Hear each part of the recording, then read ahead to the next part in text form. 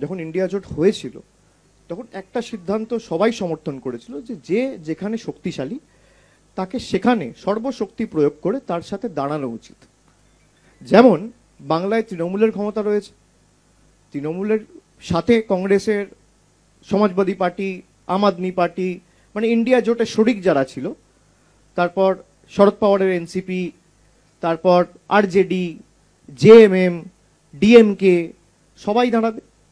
যেমন দিল্লিতে আপের সরকার গতবার 70টা আসনের মধ্যে 67টা আসন ওরা জিতেছিল। যেখানে ওদের ক্ষমতা, ওদের সাথে আমরা দাঁড়াবো। যেখানে কংগ্রেসের ক্ষমতা, সেখানে কংগ্রেসের সাথে আমরা দাঁড়াবো। যেখানে ডিএমকের ক্ষমতা, সেখানে ডিএমকের সাথে আমরা দাঁড়াবো। এটা তো স্পষ্টভাবে বলা হয়েছিল। তা আপনি কি মনে করেন যে দিল্লিতে কার ক্ষমতা? দিল্লিতে বিজেপিকে পরাজিত কে করতে পারে? আম আদমি পার্টি করতে পারে না কংগ্রেস করতে পারে? আম আদমি পার্টি করতে পারে। ওখানে চিফ মিনিস্টার ছিলেন অরবিন্দ কেজরিওয়াল, তিনি রিজাইন করেছেন, এখন ওদের পার্টির আতিশি চিফ মিনিস্টার।